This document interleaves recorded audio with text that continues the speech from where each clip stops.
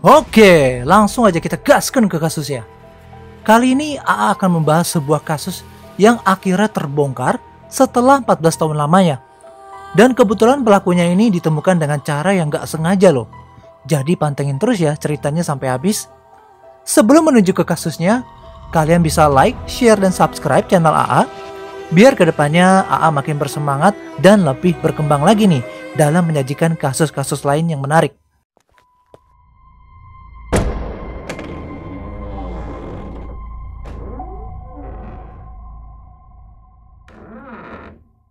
Kali ini AA akan membawa kalian ke negeri Sakura untuk berkenalan dengan gadis cantik bernama Satomi Kitaguchi. Hari itu tepat pada hari Selasa tanggal 5 Oktober 2004. Seperti biasa, Satomi menggunakan sepeda ke sekolahnya pada pagi hari. Bisa dibilang hari itu termasuk hari penting bagi Satomi. Karena saat itu dia harus menjalani ujian di sekolah. Setelah ujian selesai, Satomi langsung pulang ke rumah. Saat di perjalanan pulang, Satomi bertemu dengan beberapa pejalan kaki biasa di jalan. Lalu sekitar jam 1 siang dia sampai ke rumahnya. Jadi di rumahnya itu cuma ada nenek dan adik perempuannya yang lagi nonton TV di lantai 1. Sedangkan kedua orang tuanya nggak ada di rumah karena sedang bekerja. Satomi pun langsung makan siang. Dan setelah makan, dia mencoba untuk istirahat di kamarnya yang terletak di lantai 2 bangunan di sebelahnya. Di sana dia hanya beristirahat sebentar aja nih lur. Karena pada pukul 5 sore, dia harus pergi bekerja paruh waktu nih di toko yang gak jauh dari rumahnya. Walaupun bangunan utama dan bangunan kamar Satomi ini saling berhubungan, tapi masih ada jarak dari ruang tamu dan kamar Satomi. Ketika udah di kamar, Satomi pun langsung tidur sambil mendengarkan musik. Dan sekitar pukul 3 sore, nenek sama adiknya Satomi ini yang sedang nonton TV di bawah, tiba-tiba mereka mendengar suara jeritan yang kencang banget dari kamar Satomi. Langsunglah ade dan neneknya ini pergi ke kamar Satomi untuk memeriksa apa yang terjadi. Ketika sampai di depan pintu kamar Satomi, pintu itu nggak terkunci dan terlihat sedikit agak terbuka.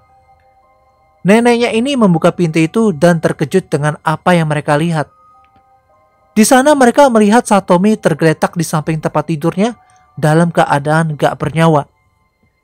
Yang lebih menakutkan, ada seorang pria yang berdiri di samping Satomi dengan memegang benda tajam. Melihat pemandangan itu, terkejutlah nenek dan adiknya Satomi. Mereka pun benar-benar ketakutan banget akan hal itu. Lalu adik Satomi langsung pergi keluar rumah dan menuju toko bunga yang jaraknya sekitar 500 meter dari rumah mereka. Sambil menangis, adiknya minta tolong sama penjaga toko bunga itu. Sedangkan nenek Satomi yang udah tua itu gak sempat untuk melarikan diri.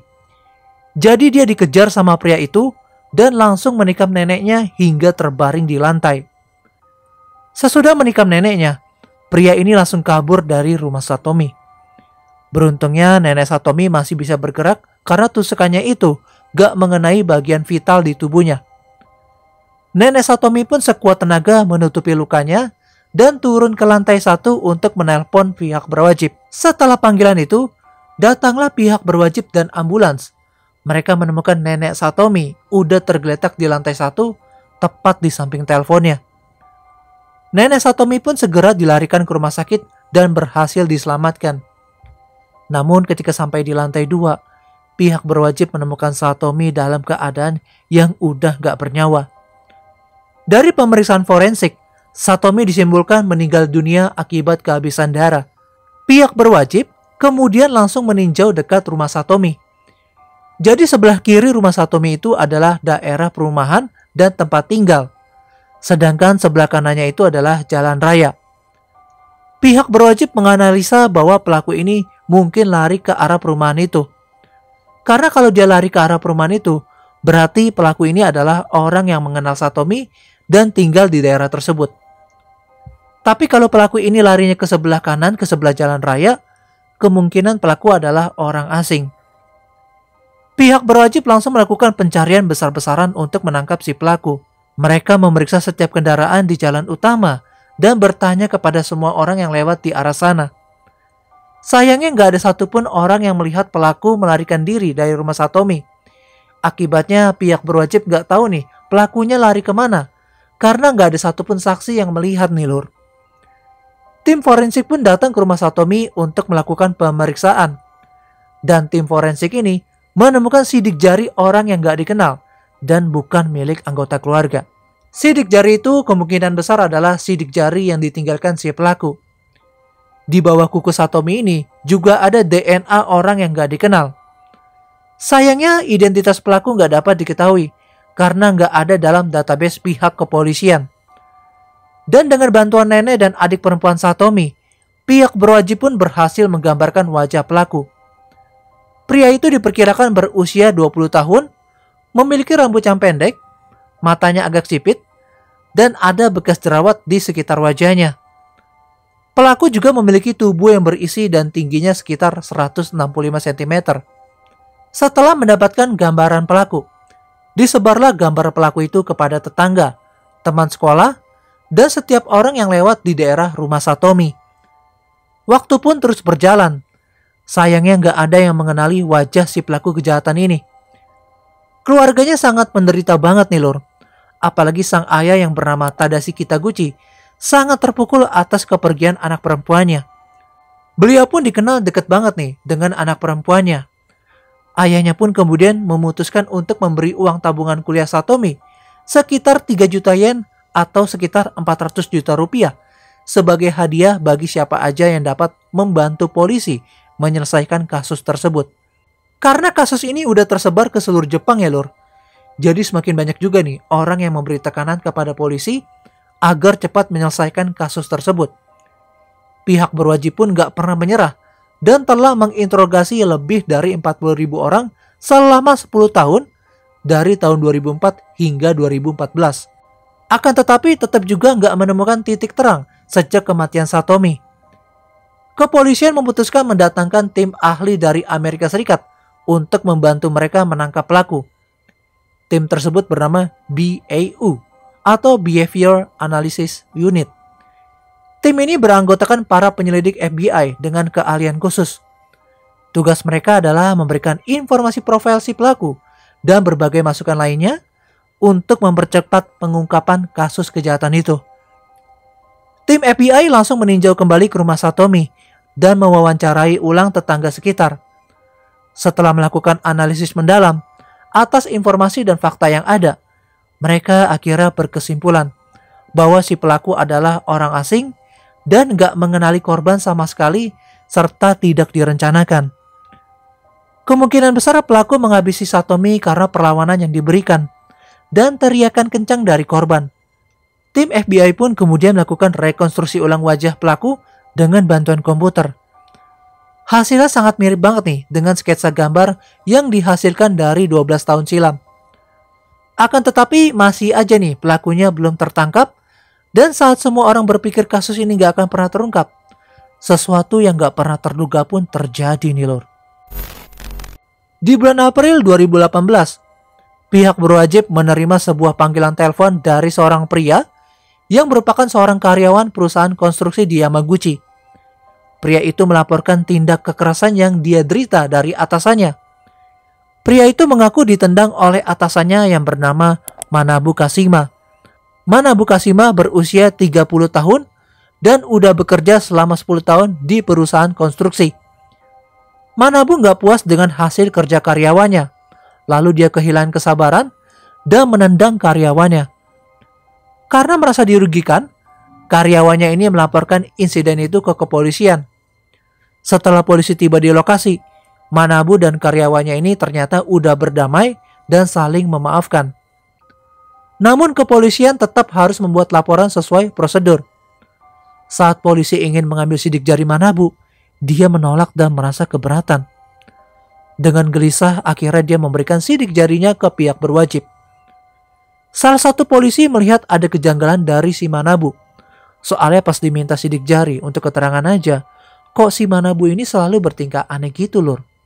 Pihak berwajib pun menjadi curiga nih dan berinisiatif menyerahkan sidik jari Manabu ke markas besar polisi yang berada di Yamaguchi. Beberapa hari kemudian, markas besar polisi ini membandingkan sidik jari Manabu di database sidik jari pelaku kejahatan. Dan ternyata sidik jari Manabu ini cocok banget dan persis dengan sidik jari yang ditemukan di rumah Satomi. Pihak berwajib pun akhirnya menemukan titik terang nih lor. Pelaku yang selama 14 tahun ini mereka cari akhirnya berhasil ditemukan. Manabu yang tinggal di kota Ube Yamaguchi ternyata bersebelahan dengan kota Hiroshima dengan jarak tempuh sekitar 100 km. Jadi foto Manabu ini saat dia masih muda berusia 21 tahun sama percis dengan usia tersangka yang digambarkan oleh adik dan nenek Satomi. Pihak berwajib Yamaguchi pun langsung menangkap Manabu dan menyerahkannya ke pihak kepolisian Hiroshima. Pada bulan Maret 2020, kasus kejahatan yang dilakukan Manabu mulai disidangkan. Pada awalnya, Manabu menolak segala tuduhan. Namun setelah diperlihatkan bukti-bukti yang kuat, Manabu akhirnya mengaku kalau penghabisan nyawa Satomi Kitaguchi adalah tindakannya. Berdasarkan hasil investigasi, terungkaplah motif kenapa Manabu melakukan aksi gilanya itu terhadap Satomi. Jadi pada tahun penghabisan nyawanya itu ya lur, Manabu itu bekerja di perusahaan logam di Kamaguchi. Saat bekerja di sana, dia merasa putus asa dan hidupnya tuh jenuh banget. Pokoknya dia pengen kabur dari kota itu. Berbekal dengan pisau lipat dan uang untuk pergi dari kota itu, akhirnya sampailah dia di kota Hiroshima. Manabu akhirnya memutuskan untuk berjalan-jalan di kota Hiroshima menggunakan sepeda motor. Disitulah dia melihat Satomi yang cantik yang baru aja pulang dari sekolah menggunakan sepeda. Dengan melewati jalan yang sepi, dia mengikuti Satomi sampai ke rumahnya. Setelah hampir 2 jam dia mengamati rumah Satomi. Dia langsung masuk ke dalam rumah dari pintu belakang. Ketika Manabu melihat Satomi yang berbaring di ranjang dengan seksi, Manabu gak dapat menahan nafsu binatangnya. Ia pun memaksa Satomi untuk berhubungan badan dengannya. Satomi pun menolak dan melawan sambil berteriak. Karena panik, Manabu pun langsung mengeluarkan pisau yang dia bawa dan menghabisi nyawa Satomi.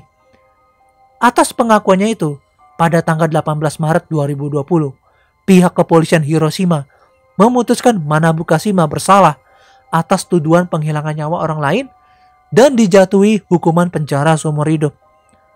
Keluarga Satomi sangat bersyukur nih, akhirnya pelaku dapat ditangkap dan dijatuhi hukuman yang berat. Selama hampir 14 tahun, mereka harus menanggung penderitaan akibat kepergian Satomi yang begitu tragis. Semenjak kepergian Satomi, ayahnya juga selalu menulis hampir setiap hari, seolah-olah sedang berbicara dengan anaknya. Ayahnya berharap Satomi tahu, gak ada sehari pun lewat tanpa dia memikirkan Satomi. Tapi ada tulisan ayahnya yang ngebuat AA agak sedih sih bacanya. Jadi isi tulisannya tuh gini lor. Maaf, ayah gak dapat melindungimu nak. Keputusan pengadilan tidak dapat mengembalikan dirimu. Ayah benar-benar sangat rindu dan berharap dapat melupakan rasa sakit kehilanganmu. Sampai jumpa di kehidupan yang lain ya nak. Aduh, bikin nangis gak sih bacanya? Tapi kalau menurut kalian gimana nih lor? Apakah kalian biasa aja perasaannya setelah melihat tulisan ayahnya yang ditulis untuk anaknya yang udah meninggal? Coba deh berikan pendapat kalian di bawah kolom komentar ya. Nah itu dia bahasan mengenai kasus memilukan yang terjadi di Jepang. Dari sini kita belajar ya lur. Ternyata kaum perempuan dari dulu emang sering banget dilecehin, bahkan dihilangkan nyawanya. Mungkin kita harus lebih berhati-hati lagi nih dalam melakukan kegiatan.